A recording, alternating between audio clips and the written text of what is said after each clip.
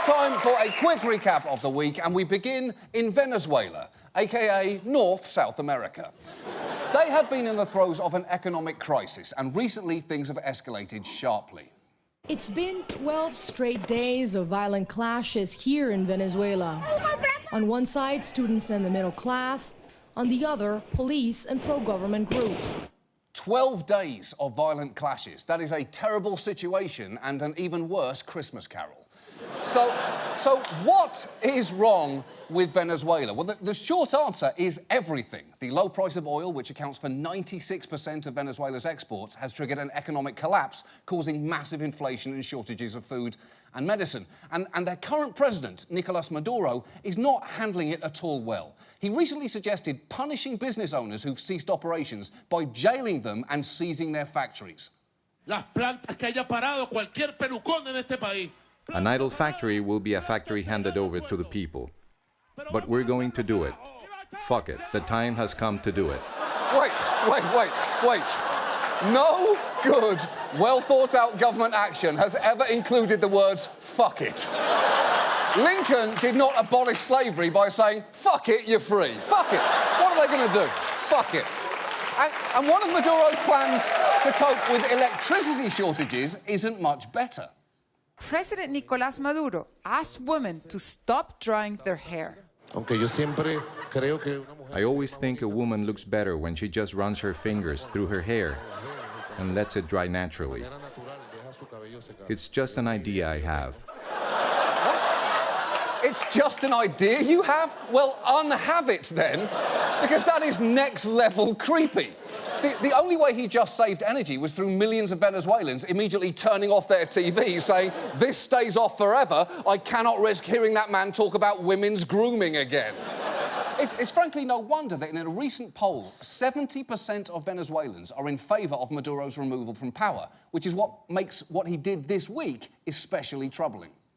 I have called for the armed forces and militia to hold national military exercises to prepare us for any scenario. Yes, while his citizens are starving, Maduro decided now would be a great time to spend money on the biggest military exercise in Venezuelan history, which is bound to inflame tensions even more. So it seems to me Maduro has got two choices. Either step down and make his people happy, or at the very least, make sure those tanks are firing loaves of bread. It might seem stupid, but it's just an idea I have. So let's move on now. Let's move on to Canada. Canada, what you get if America and Britain had a baby they abandoned in the snow.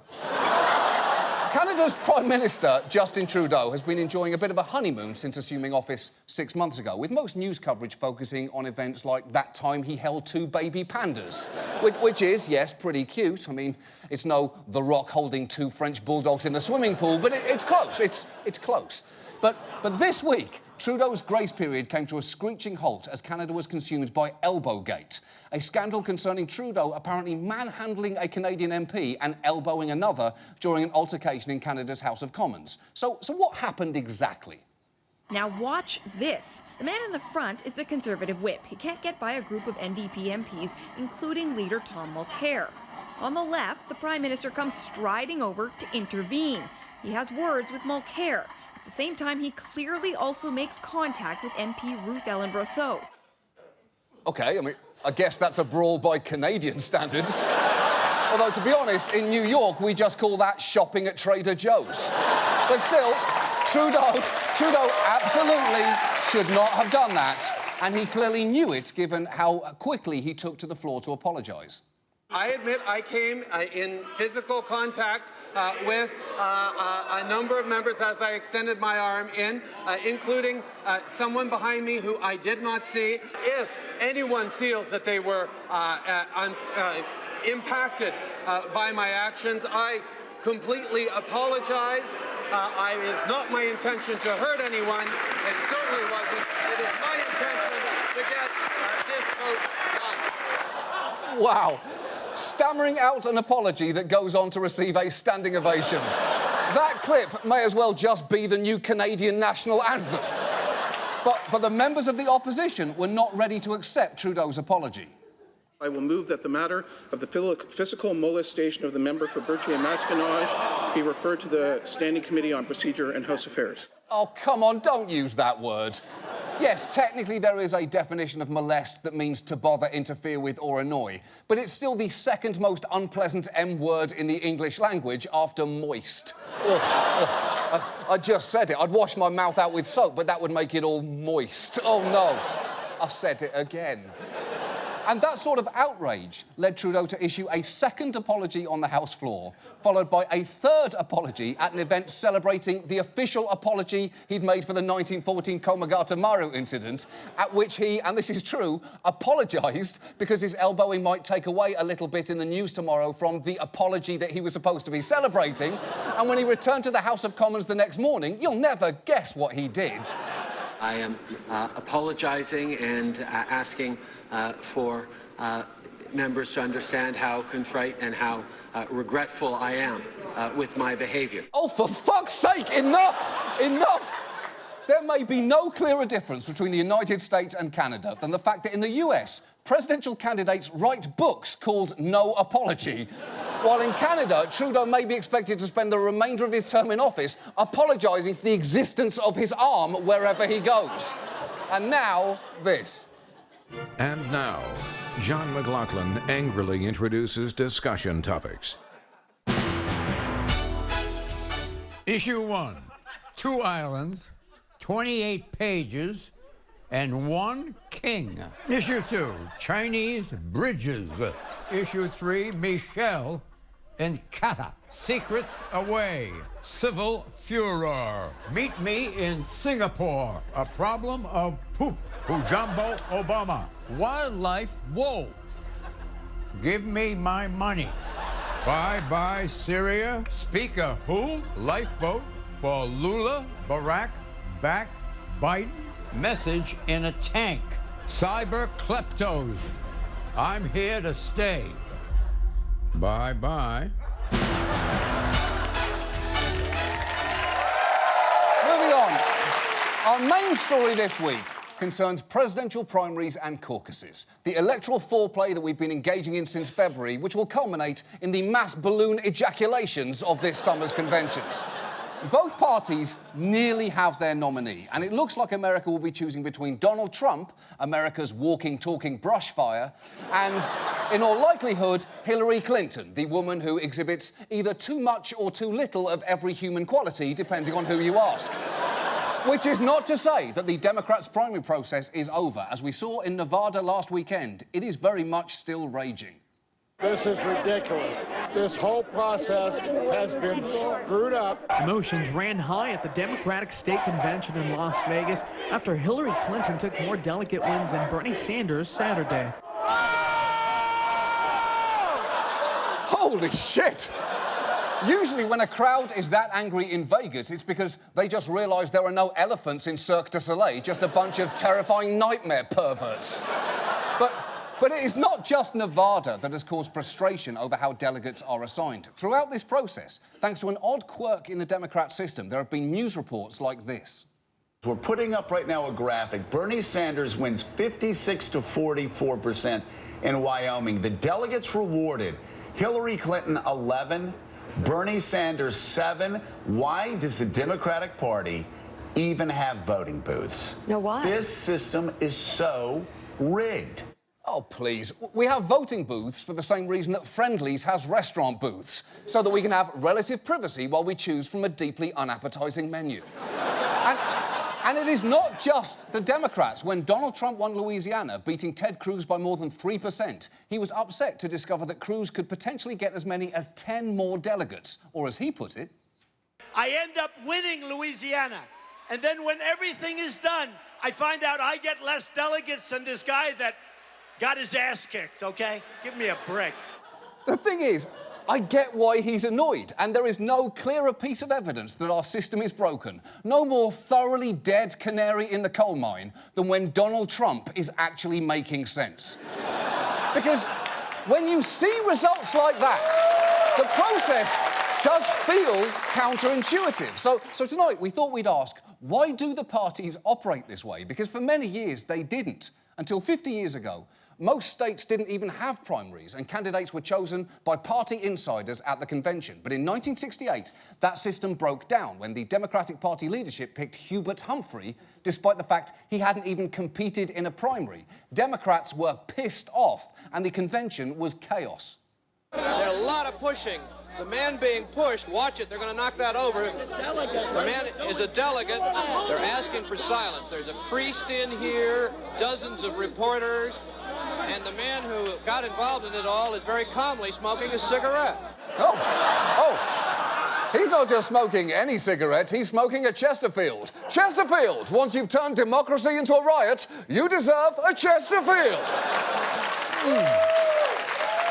Now, in the years that followed that mess, both parties reformed their processes to give their rank-and-file members more of a say. But many of the details were left up to state leaders, which might help explain why we have such an erratic clusterfuck every 4 years.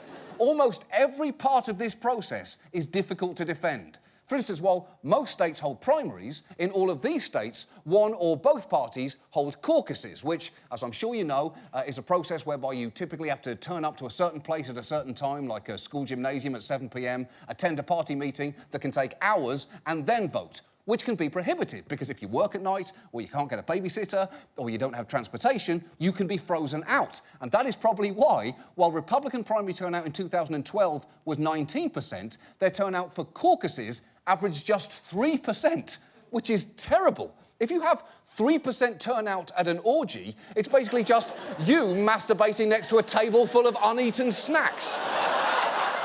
So, generally, you are lucky if you live in a state that has a primary, unless you're a Democrat in Washington state, where things get a little more complicated. In Washington state, we have both caucuses. Can anybody else speak up on their candidate? And presidential primaries, where you actually cast a ballot in private. But Democrats have never liked the primary, and they've ignored it from day one. It's true. The Democrats' presidential primary in Washington doesn't count. They have one, and it's this Tuesday, but all the pledged delegates were decided at their caucus months ago. So, you know your awful friend who says he doesn't vote because he doesn't feel like his vote counts? If he's a Washington Democrat participating in the primary, he's right. He's still awful, but he is right. And then there's the problem of how the delegates get divided up, which is key, because remember, you're not directly voting for a candidate. You're voting to help determine the delegates who will attend the National Party convention and vote for a candidate on your behalf. And some states have even more steps in between. Just look at what led up to last weekend's events in Nevada. They had a caucus back in February, which Hillary Clinton won. But that caucus only determined 23 out of their 35 regular delegates. As for the remaining 12, those were decided by delegates at the state convention, who were chosen by the delegates at county conventions in April, who were chosen in those February caucuses, which, remember, Hillary won. Now, unfortunately for her, at those county conventions, more Bernie supporters showed up, so they had an advantage going into the state convention, although by that time, Hillary supporters had realised what was happening and had managed to mobilise their turnout, putting numbers in that room basically even, at which point both sides began fighting to disqualify one another's delegates over technicalities such as failing to register as Democrats by May the 1st, a deadline set after it had already passed at the convention by the Credentials Committee. And at this point, whoever you support, you probably feel like this. Exactly. I just don't know if there's a better summation of this entire primary process so far than that sound. Now, for the record, PolitiFact looked into the charges of rigging in Nevada and found no clear evidence the state party hijacked the process. And you can disagree with that, as I am sure Bernie supporters will in the comment section below this video, alongside hurtful remarks about my personal appearance, like, oh, look, it's British Millhouse. Or, he looks like someone who says my parents are my best friends, but who's also an orphan. Or, did someone just Benjamin Button Henry Kissinger? All of which statements PolitiFact also rates as true. But the larger point PolitiFact made regarding Nevada, that I think everyone can agree with, is the arcane party structures don't reflect how most people assume presidential selection works. And that in itself is a huge problem. Any competition should have clear rules. You don't get to the end of a football game and say, OK, who found the most eggs? Wait, what? That's what we were supposed to be doing? Why didn't someone tell me that at the start? I only have 5 eggs. And look, this patchwork of convoluted systems would be annoying enough, but each party also has its own way of potentially putting its thumb on the scale. For Democrats, it's superdelegates. About 15% of the total delegates to this summer's Democratic convention are unpledged. These are elected officials, former presidents, and assorted party bigwigs called superdelegates. They can vote for whichever candidate they want, regardless of who won in their state or district. OK, so the delegates are super in the way the kids on My Super Sweet 16 are super. They are party-obsessed, widely resented, and untethered from all responsibility. Now, the theory behind superdelegates was that the party leaders could step in if they didn't like the way things were heading, which is what makes it so weird that whenever Debbie Wasserman-Schultz, the chair of the DNC, is asked about them, she insists that superdelegates would never do that. Look, we have party activists, elected officials, and other leaders that are a part of our process, but who have never determined the outcome of our nominee. Yeah, but if they're not going to make a difference, then why take the risk of having them at all? You're basically keeping rat poison in a jar next to the sugar, saying, hey, it hasn't been a problem yet. That might technically be true, but is this really the best system you can think of? Meanwhile, Republicans have their own way of diluting the power of primary votes. In many states, delegates are only required to reflect their state's choice in the first round of convention voting. After that, they become unbound delegates and can vote for whomever they want. And Pennsylvania takes this even further. Out of their 71 delegates, 54 are completely unbound, even on the first ballot. And while these delegates are elected by voters, those voters may not know what they're actually voting for. If you're a GOP voter, you may well know which candidate you are choosing when you step into the voting booth. But when it comes to choosing delegates to the presidential convention, there's no way for you to know which ones support which candidates, because it's simply not listed. Like you vote? But who are you voting for? You have no idea. That makes no fucking sense. Listen, if Dancing with the Stars had a system where instead of voting directly for Paige Van Zandt or Ginger Z, you had to vote for Doug or Karen to vote on your behalf, neither of whom will tell you which dancer they prefer, there would be riots in the streets. And it gets one step crazier, because this year, North Dakota Republicans just said fuck it and had neither a caucus nor a primary. The party just chose 28 delegates themselves. And in explaining why primaries aren't that important, one of those delegates kind of gave the whole game away. In previous years, we've used primaries to probably get us some kind of an indication of the preference of the population, but the delegates at the convention choose the nominee, not the voters in the primaries. So, basically, he's treating the more than 27 million people who voted so far in the Republican primaries like a parent treats a kid with a toy lawnmower. Oh, great job, Billy. You did it all on your own. Now step aside, Daddy's coming through. And look, to be fair to both parties, they're basically private clubs. They can set their own rules. In theory, they could give the nomination to whichever candidate comes first alphabetically, or whichever one can squeeze a frog the hardest without crushing it. But if you play by a system of complex, opaque rules that almost nobody understands and that you could use to your advantage, even if you don't, you are going to alienate voters. This is a system which clearly needs wholesale reform. The problem is, once the system produces a winner, the conversation tends to just move on. And if you need any more proof of that, just listen to Trump earlier this month. You've been hearing me say it's a rigged system, but now I don't say it anymore because I won. Okay? It's true. You know, now I don't care.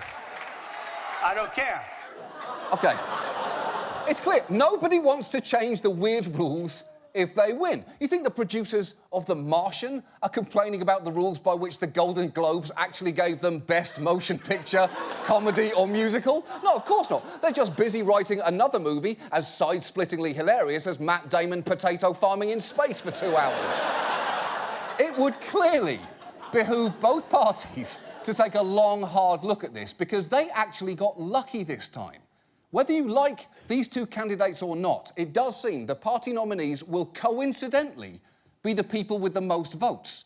Trump currently has a lead of nearly 4 million over his closest competitor, and Hillary leads Sanders by over 3 million. And Sanders supporters might argue that doesn't include all caucus votes. But when the Washington Post estimated the rest, they found that she would still lead by 2.9 million votes. And even if you multiply all those estimated caucus votes by 7 to account for lower turnout, even if you give Bernie a bonus of 10,000 extra votes in every state that's voted so far, and even if you tack on an extra 100,000 votes just for shits and giggles, she's still comfortably ahead. And I know, Bernie supporters, I can hear you typing right now that I look like an angry toucan funded by Hillary, but that doesn't make that any less true. But the problem is, there's no guarantee that the candidate with the most votes will win next time. And if they don't, all the flaws we just documented will be exposed yet again. Because unfortunately, we only get angry about the primary process during the primary process when it's impacting the candidate that we care about. But the middle of the game is the worst possible time to change the rules. So if everyone is as angry as they say they are right now, let's together pick a date early next year to actually write an email to the chair of each party and remind them politely to fix this. I propose February 2nd. Now, that will be easy to remember because it's Groundhog Day, which does seem appropriate, because unless this primary process is fixed, we are all destined to live through the same nightmare scenario over and over again until the end of fucking time. And now, this. And now, increasingly weird bell ringers at the New York Stock Exchange.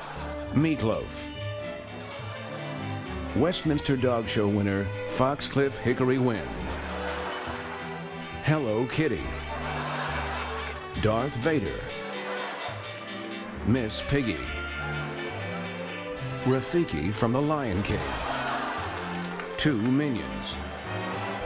3 Smurfs. And convicted sex offender Jared Fogle. Now, finally, before we go this week, a quick word regarding Chechnya. The place that, when it shows up in text at the beginning of an action movie scene, promises you some shit is about to go down. Their leader is Ramzan Kadyrov, pictured here in a T-shirt that says, "Too Psycho" on it, which is actually completely appropriate for reasons that you will soon understand. Kadyrov is internationally recognised as a brutal and corrupt strongman, but this week he was in the news for a different reason. Ramzan Kadyrov lost this cat. The leader of Chechnya addressed his Instagram followers and asked them to help him search for the Bengal, which is the breed of the pet. So if you are living in the Republic and saw a similar animal a couple of days ago, now's the time to contact the head of your region.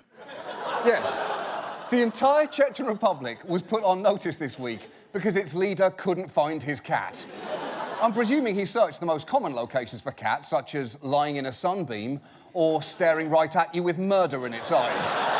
But Kadyrov's family didn't just lose their cat. As he put it on Instagram, "We have completely lost our cat." So they hadn't just lost a couple of paws and a tail, they lost the whole thing. And Kadyrov being upset about his lost cat is not good. This is a man whose security forces have been accused of kidnappings and torture, and whose Wikipedia page has an entire section dedicated to accusations of human rights abuses. And the mere existence of that is pretty damning. It's like having a subsection for 1997 forklift DUI, or aftermath of Howard University commencement speech. You don't even need to know the details to know that it cannot be good.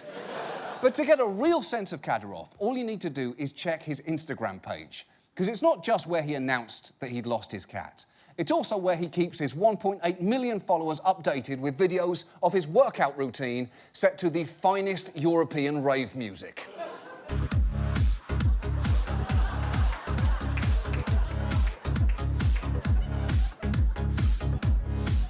Cool. He's Kadyrov's basically like a can of Monster Energy drink come to life.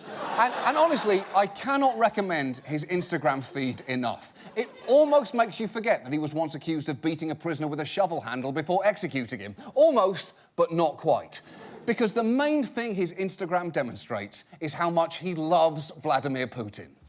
Which, look at him, look how happy he is there. I've never been that happy. And look, it's hardly surprising. Putin appointed Kadyrov to the Chechen presidency in 2007, and in return, it seems Kadyrov is absolutely obsessed with him. Just look at him wearing this T-shirt with Putin's face on it. And then look at him in this other Putin T-shirt, and then this other Putin T-shirt, and then in this Putin hoodie. All of these are on his Instagram, and we're not even nearly done yet, because here he is in another Putin T-shirt, standing next to his friend in yet another Putin T-shirt. And here is another one where everyone in the photo is wearing a Putin T-shirt. And by the way, you just know that Kadyrov is looking over at his friend's sick green Putin T-shirt and thinking, I am so borrowing that. And you'd be right, because here he is wearing that exact same T-shirt. It seems from his Instagram, the only thing that Kadyrov apparently loves more than Putin or Putin T-shirts is animals. Because you can also see spectacular images of him holding a lion like a baby, snoozing with a tiger, having fun with a horse, nuzzling a different horse, cradling baby chicks, and holding whatever the fuck this is. Say what you will about Kadyrov, and Human Rights Watch certainly has, but the man knows what he wants, and what he wants right now is the return of this evolutionary farce of a house pet. And look, this is a problem for all of us, because when Kadyrov can't find something, he goes a little nuts. Over the weekend, Kadyrov misplaced his phone at a big wedding held at a museum. According to Russian human rights group Memorial, the Chechen leader had more than 1,000 guests, including children, called back to be questioned about his phone. I would imagine each of those interrogations began with the guest asking Kadyrov, have you tried calling phone? Oh, no, you're right. You're right, calling back 1,000 guests is better way. But just think, if he is willing to do that for a cell phone, just imagine what he is willing to put the Chechen people through for a cat. So my point is this. We need to find this man's fucking cat, and we need to do it yesterday. And that is why tonight we are launching a campaign to hashtag Find Kadyrov's Cat. It's very simple. If you have seen his cat, simply contact him on Twitter or Instagram and send him a message reading simply, I have seen your cat. If you have not seen his cat, then contact him with a message reading, I have not seen your cat. And if you've seen something that looks like his cat, but you're not sure, take a photo and send it to him with a message, is this your cat? Those are the only 3 things I'm asking you to send him, but we need to do it. Because for the good of the Chechen people and stability in the whole region, we have to find this fucker's cat. That's our show. We are off next week, but thanks so much for watching. Good night!